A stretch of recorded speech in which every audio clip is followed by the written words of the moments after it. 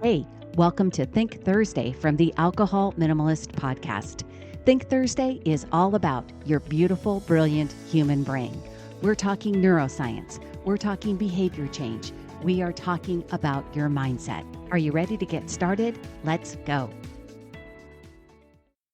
Hey there, it's Molly, and welcome back to this Think Thursday episode of the Alcohol Minimalist. Today, we're going to be talking about something that many of us know all too well. It's the inner voice that critiques, belittles us, pressures us, often called the inner critic. And here's what we're going to be talking about. We're going to be talking about how we relate to that voice.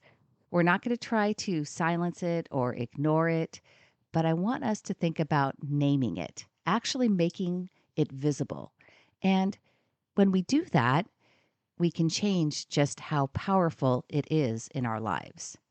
Naming your inner critic isn't a gimmick. It's a practical mindset tool grounded in how your brain works, how habit loops form, and how you build your identity. So let's dive into why naming this voice matters and what the research says about how you can use this practice to change your relationship with your brain and with yourself. The inner critic is typically the internal voice that says things like, "You're not good enough. You'll never change. What makes you think this time is different?" And this voice often appears when we are trying to shift habits, build a new identity, or step into something unfamiliar. And psychology research shows us that high levels of self criticism are linked with poor mental health outcomes, things like anxiety, depression, shame, and low self esteem.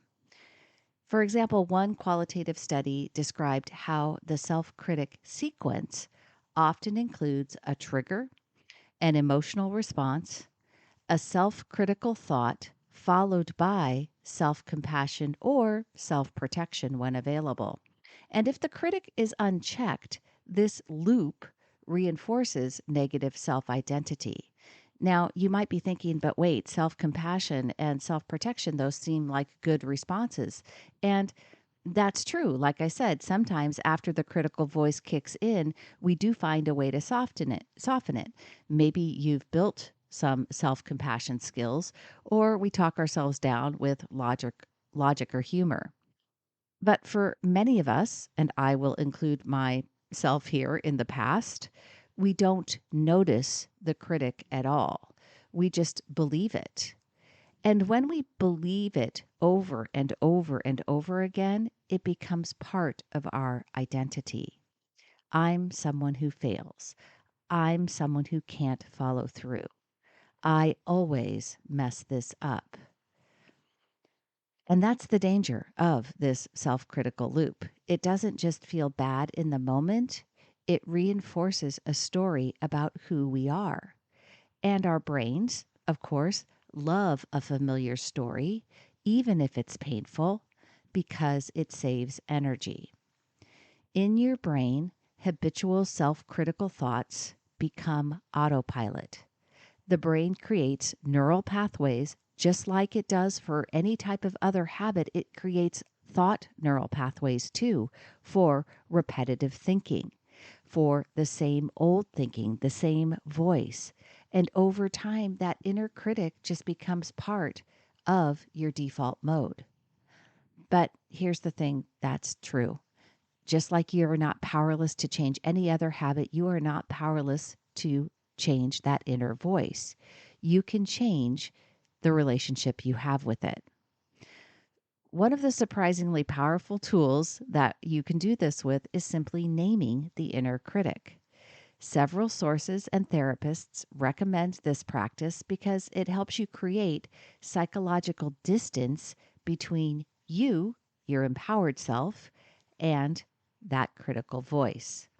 When you give it a name, for example, Karen the critic, or the old guard, or the wardrobe warden, or something that fits your experience, something shifts.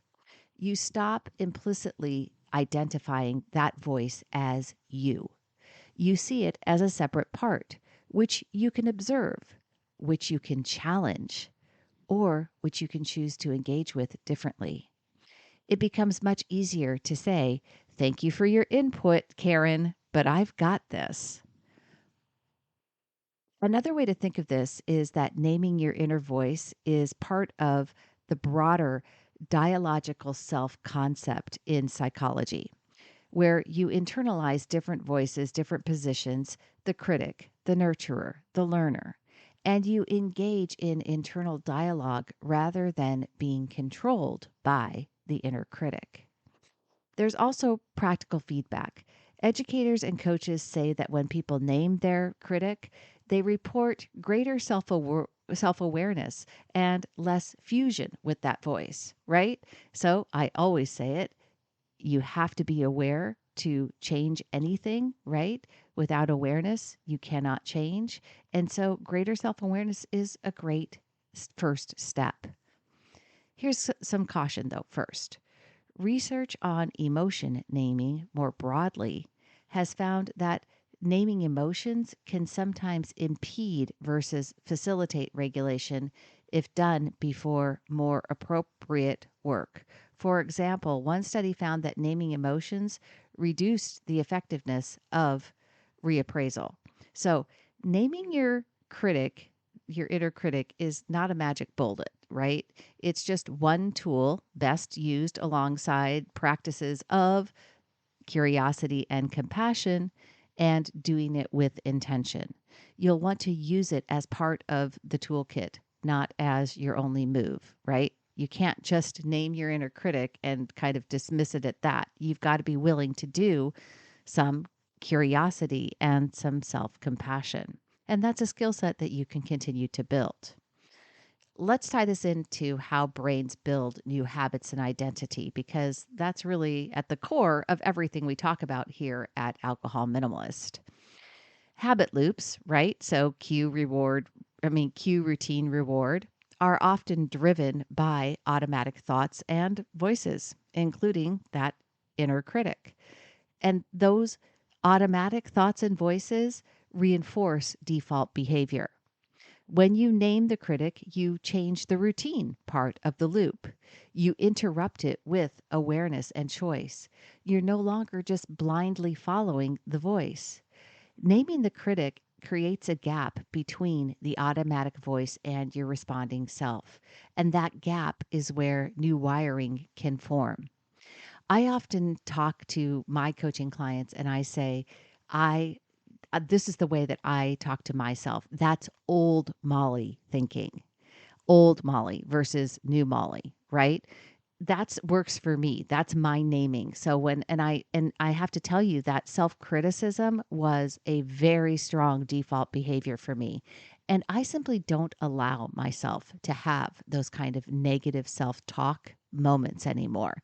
Even little silly ones that might seem innocuous, like being mad at myself for misplacing keys or something and using harsh language with myself, like, "Oh my God, you're such an idiot, Molly," right? I don't allow myself to talk to myself like that. And when I catch myself doing it, I remind myself, oh, that's old Molly thinking, not new Molly. In identity based habit work, a la James Clear, who you all know I love, you move from "I want to drink less" to "I am someone who makes choices I trust," right? So I am becoming someone who desires alcohol less. Naming the critical voice, that inner critic voice, helps you believe and act from that identity instead of being hijacked by old automatic thinking. From the neuroscience side, when you engage the prefrontal cortex by naming, you reduce the dominance of that lower brain, the limbic emotional part that the critic often triggers. And over time, you will create new neural pathways that really default to choice instead of self criticism. Here are some actionable steps that you can take today to use this naming practice in a meaningful way. First of all, you got to identify the voice, right? I just talked about that. Notice when your inner critic speaks up. What does it sound like? What tone? What topic? What fear is it expressing? Write it down. And if it's just being, harsh for no reason, let's make sure you identify that too. Just like that example I just gave you. We're all human. We all make mistakes. And being part of the human race means you're going to do some dumb things sometimes. Hello. There's no reason to be critical of yourself for doing it. Second step is give it a name. Choose a name that fits. I use Old Molly. That's just what I do. But maybe impersonate the voice or give it a character. It can be serious, it can be funny, whatever helps you see it as separate from you. Research suggests that naming helps create that psychological distance. Dialogue with it is step number 3. Next time the critic shows up, address it. Thanks for your input. I hear that you're trying to keep me safe. I'm choosing something different. The act of direct naming and acknowledging helps you assert your self leadership and your agency. Number 4, build that empowered self voice up. Naming the critic is just half the story. You also want to strengthen the voice of your wise self, of your new self. Research on self compassion by Kristen Neff and others tells us that self kindness, common humanity, and mindfulness help replace the harsh self critique. Just like I said, keep reminding yourself you're just human, and that's what humans do. Number 5, you can journal on all of this. Journaling, you probably get tired of hearing me say it, but the bottom line is that journaling is such a powerful tool. There's a reason that so many people who are very successful, that are very mindful, that are very intentional, that have a lot of good emotional resilience, journal. Spend 5 to 10 minutes just any day about and reflect on what did your name that inner critic. What did old Molly say today? What was my response? What vote did I cast for that person that I am becoming? Did I listen to old Molly or did I challenge her? Naming your inner critic doesn't mean you'll never feel self critical again. It doesn't mean that the voice disappears, but it does mean you get to change who's in the driver's seat. You don't have to be perfect. You just need to practice showing up for yourself in the moments that matter. When you know the critic's name, you're giving yourself an advantage. You're no longer tangled up in its stories. You're watching, you're noticing, you're responding. And that's how you move from habit to intention, from reaction to identity. Here's what I invite you to do this week. Pick that name for your inner critic and write it somewhere visible, a sticky note, your phone note, whatever. When the voice shows up, speak the name out loud, or in your mind if you need to, and respond intentionally. At the end of the week, journal for 5 minutes. How often did old Molly show up? How did I respond? What shifts did I notice? Now, if you liked this episode, you can certainly consider sharing it with someone who you know deals with their self critic a lot, who's maybe a perfectionist or is working on some habit loops. That's all I have for you this week, my friends. Until next time, choose peace, choose a name for your inner critic, and always choose good thoughts. I will see you on Monday.